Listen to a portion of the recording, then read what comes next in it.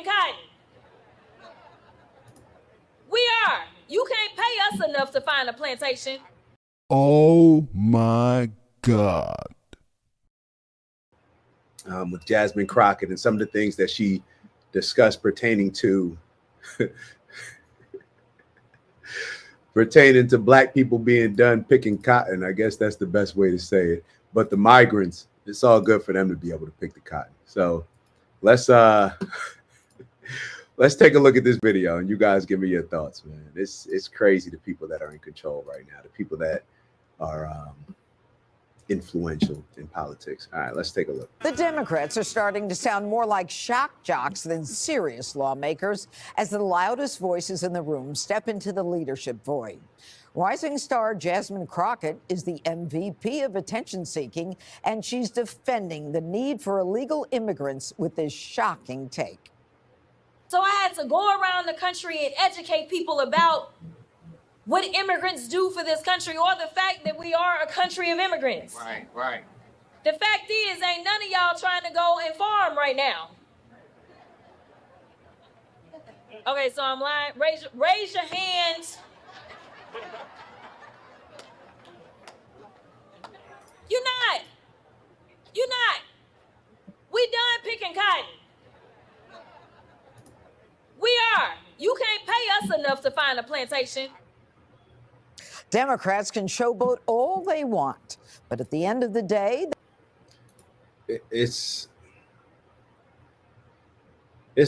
beyond amazing in the worst way that Jasmine Crockett and AOC, just in my opinion, have become the leaders of the Democratic Party. This is how far gone the Sorry to interrupt the video. We got a new challenge. 20,000 by the end of April. We fell short in March, but we're gonna get our goal this month. Thank you all in advance for those that are gonna continue to like, subscribe, maybe even leave some comments and let us know how we're doing. And on that note, let me let y'all get back to the video and I'll see y'all soon. Ew.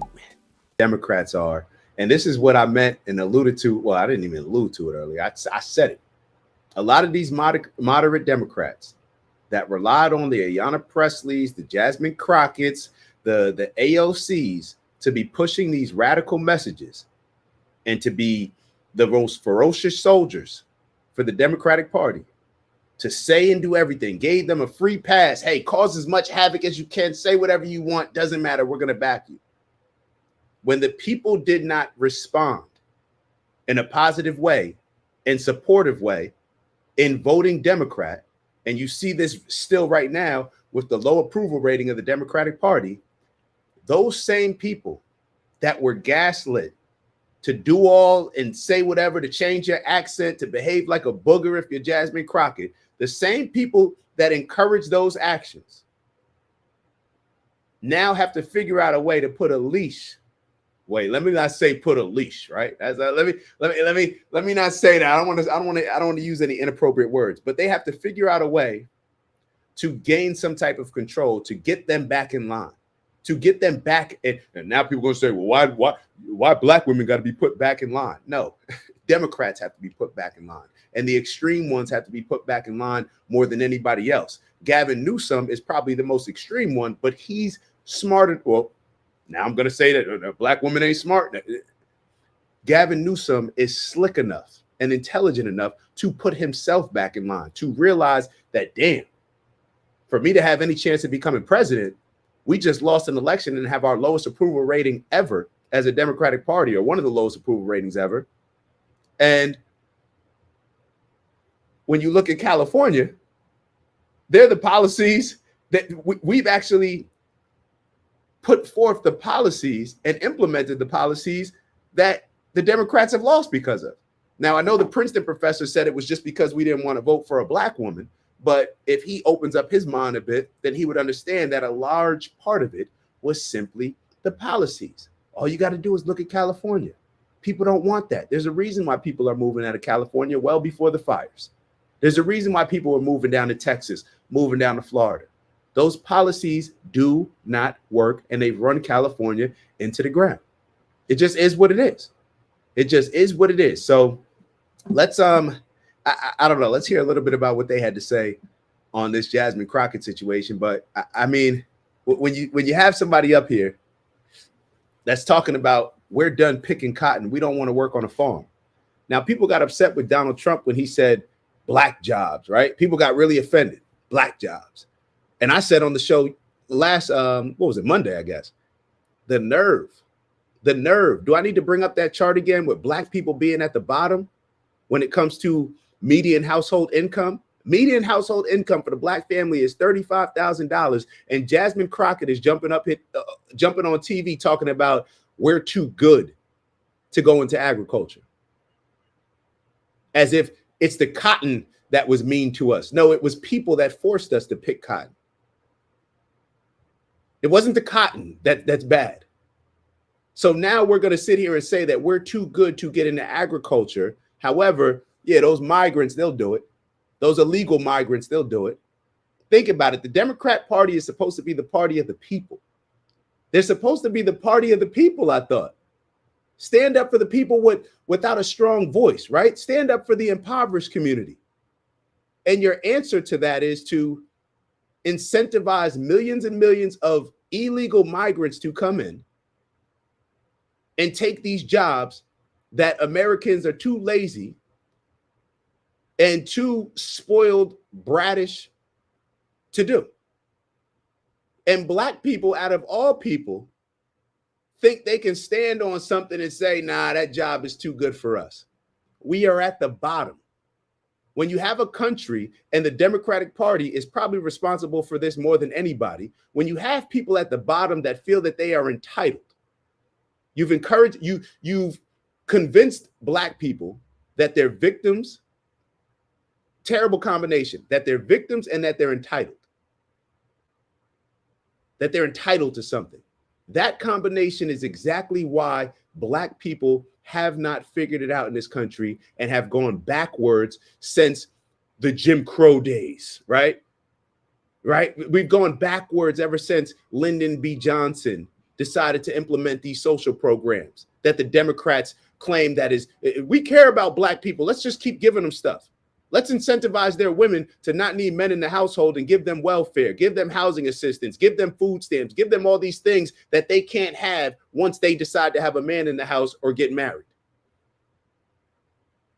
This is what has happened. And it's created radicalism and extremism on both sides. And moderates have been convinced emotionally. They've been triggered emotionally to join those radical sides because of their emotional hatred for what they think that boogeyman is on the other side. Moderates should be the majority. Moderates should be the ones steering the ship, right? If you're in a car with your family, do you want the most radicalized person that's out of control driving, or do you want the person that's going to, hey, we need somebody to get us there safe? Which one do you want? Who's driving the ship on the Democratic Party? Let's just be honest. Shout out to my big bro in the building. Big bro Rob. The louder voices often dominate headlines, and those are frequently the ones leaning into division and spectacle. They definitely do dominate headlines. And I can tell you that in my experiences, I told y'all, I was just talking to my parents about this. People have become who they say that they've hated. And I'm talking about the liberals and Democrats when I'm making this point, just this point. And I'll tell you exactly why. Now, I'll open up the floor to you guys to give me your experience, because I don't want to just use my personal experience to say that this is how it is across the board in the world. I'm not going to say that. But my personal experience is that when you hate something so much, it seems as if you become the worst parts of those things that you hate. Let me give you an example. The last two attorneys that I've met with. Now, I meet with attorneys because I help market with the doctors. The attorneys, they refer a lot of the cases to the doctors that I work with. The last two attorneys that I work with, one knew that I voted for Trump. One knew that I voted for Trump and proceeded to tell me that only an idiot would vote for Trump. Now, at least he said it to me. And I told him, I said, look at that. Y'all claim that Donald Trump is a bully. You hate him because he's an a-hole. He's a jerk. He's disrespectful. He's all these things. And look at what you just became. You think because you're the attorney And because I'm asking you for something and you have leverage over me in this situation, that you can bully me in that situation. So you know what ended up happening? We did a podcast. And of course, you know, in that podcast, you know, when you're trying to act one way on the podcast, and shout out to Big Bro if he's watching right now. It is what it is. We didn't even put the podcast out. But I know he felt very uncomfortable when I mentioned, oh, wait, it seems as if you're becoming exactly what Trump is, because you're saying all these things that Trump did, but you're the one that jumped out the window and categorized all people that voted for Trump when you know that I was sitting right in front of you and you had leverage over me in that situation, and you proceeded to say that only an idiot would vote for Donald Trump. So you called me an idiot. Now, you would never just come out of the blue, or you would never just directly call me an idiot, right? If we weren't sitting down at lunch and you had some leverage over me and I was asking you for something, you wouldn't feel comfortable calling me an idiot. Your age, my age, you probably just wouldn't do it. But you used that bully mentality to become exactly what it is that you said you hate in Donald Trump. The last attorney that I met with, I go into his office. Within a minute and 30 seconds of being in his office, he doesn't know who I voted for. He's talking about, oh, these stupid people. How could you vote for Donald Trump? Has no idea who I voted for. Now, I guess some people may say, well, you're black. So I just assumed that, you know, he probably assumed that you voted for Kamala Harris. That seems to be an assumption of a lack of intelligence, that I'm not smart enough to make a decision based on beyond race, like I'm sure he would think of himself as. I don't think he looks at himself and says, I only make decisions based on race. So why does he assume that I do? Because people like that only see the world through their individual experiences, and they're not able to receive outside perspectives to shape them and give them a more worldly view. And that's what I see happening across the board. Some of the nicest, caring, and I'm not talking about the attorneys in this situation, some of the nicest, caring, and most intelligent people, when I have conversations with them and I'm approaching it from a more of a conservative side, and they speak of it on a more liberal side, I see them turn into exactly what it is that they say they dislike about Trump. And a lot of those arguments become circular and just emotional arguments about what you dislike about Trump, just his personality, not his policies. But I'm going to give you some examples on this show, because especially considering the tariffs, right? That's the big topic going on right now. So after this video that we're watching, we're going to take a video or look at a video of Nancy Pelosi speaking in 1988, where she sounds as if she wrote the Trump tariff policy, and Bernie Sanders doing the exact same thing.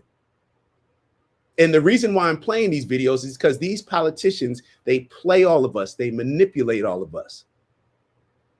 They play all of us and manipulate all of us. And as much as y'all hate to admit it, as much as you may not like Donald Trump's personality, as you may call him he's sexually assaulted, as much as you want to say whatever it is, you may be right. But what you also know is true is that there's a certain level of transparency and honesty and bluntness that a lot of, and let's just be real, a lot of y'all just are jealous of Donald Trump, because Donald Trump behaves in a way that a lot of I would say my parents' generation were brought up to, you can't behave that way because you'll get in trouble, especially if you're black, right? So you see Donald Trump acting and behaving that way, and it just bothers you because you feel that you were never able to behave that way. And I understand that. But don't get mad at Donald Trump, because you got plenty of other stuff to get mad at him, I guess. But don't let one of the reasons be is because he's a politician that's actually doing what he says he's going to do. You could sit here and say, well, I agree with what he's doing, but I just don't like the way he's doing it. Yeah. And every time that conversation comes up, and I know there's certain people that are listening right now that think I'm talking about them, but no, I actually have these conversations with multiple people, and it comes up in multiple conversations where every time I ask you, well, okay, well, how would you do it differently? And what has happened is it seems that people are more upset about the way that Donald Trump is going about trying to solve a problem. People are more upset about the way he's going about trying to solve a problem than you were upset with the presidents in the past who caused the problems. You're more upset about how Donald Trump's going about deporting illegal migrants, going about shutting down the border, when Democrats, Joe Biden, Kamala Harris, and a bunch of others, their policies incentivize people to risk their lives, incentivize families to come to this country and risk their lives, knowing that they were doing something illegal, knowing that there was a chance that they could be sent back. But we're more upset about Donald Trump. We're supposed to just, it's so funny how all these people, you're upset about, oh, well, if Donald Trump raises tariffs, then we may have to pay more for a dozen eggs.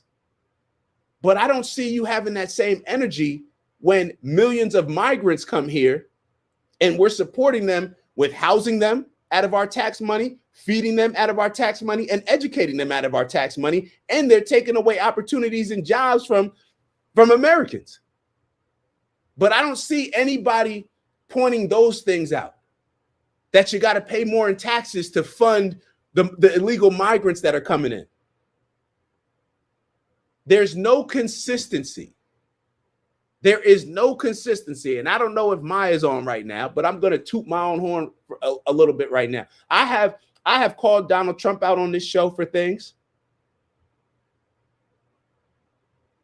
And it reminds me of Megyn Kelly. Megyn Kelly said that you have to be a good journalist. I don't know whether I wouldn't consider myself a journalist. I'm more of I'm a curious person who's not scared to give my opinion. I'm a curious person who's not scared to give my opinion. That's how I would classify myself. But Megyn Kelly said that from a journalist standpoint, in order to do your job correctly, you have to be willing to criticize people that you look up to and like. A lot of people aren't willing to even criticize people that they don't like. People aren't willing to criticize Jasmine Crockett because they're scared of what pushback may come. Willing to criticize AOC. People wouldn't even criticize Joe Biden, who was like, everything's coming out now.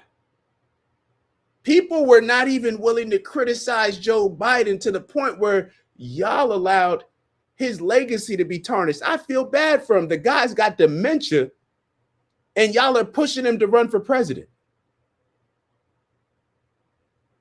Do y'all understand that we almost elected a president with dementia? Nobody even asked the question. You know, everybody asked the question. I'll give you another example. Everybody complains about, well, Elon Musk, he's the president. Elon's really the president. Really? Well, based on some of the things that Elon has said recently regarding Peter Navarro, Trump's economic advisor, I don't think that's true. Based on Elon making it very clear that he did not want Trump to keep these tariffs up over the weekend.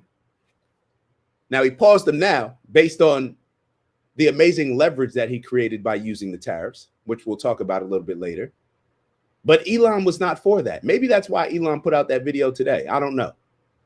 But it's funny how we'll criticize Elon and say that he's running the country, but I don't hear y'all same people that are saying Elon's running the country. I don't hear you asking questions about who was actually running the country when Joe Biden was president. When there's stuff that there's people writing books coming out saying that Joe Biden his cognitive decline happened long before they made us aware of it. You had the people around him, his team, Kamala Harris, all those Democrats, all those powerful Democratic strategists and politicians lying to you. And I should play a clip of I forget the lady. She's on there on CNN with Abby Phillips' show. But she's a staunch Democrat. I believe she was a strategist with either Barack Obama or I think it was Barack Obama, maybe Hillary Clinton. And she said that she feels like she's been lied to. But let's keep it pushing. I don't even know where we are. Let's go through this video a little bit and then we'll move on. They are lacking that authenticity that makes President Trump a hit with the voters. Even Bill Maher gets it. Trump really interesting is one of the most effective politicians, whatever you think of the policy and him as a person. Always lean in to being more who you are. The people are not savvy about issues, but they smell a phony a mile away. Democrats have to come up with an alpha, and it's not Tim Walz. Okay, Greg, why is it that only Maher sees that there's no masculinity in the Democrat Party and the rest? We've talked about this plenty of times. I'm not even gonna play this. I'm gonna move on to the Nancy Pelosi video. We've talked about this plenty of times. The Democratic Party has allowed their leadership to be taken over by the black women that y'all gaslit. The black women that y'all gaslit. Shame on y'all. Y'all gaslit them into being Joy Reids. And now you're sitting here and scared to say, hey, Jasmine Crockett, you're bugging. Let's reel it in a little bit. Let's reel it in a little bit. You're scared to say it. Ew, it's Dak. Just want to thank you for checking out our video and visiting the OG Network. If you enjoyed the video, please make sure that you give us a like. And if you're looking to join a community of inspired individuals striving for purposeful abundance, subscribe. And if you're feeling real generous, share the video with some friends and family. All right, I'll see y'all soon. Ew.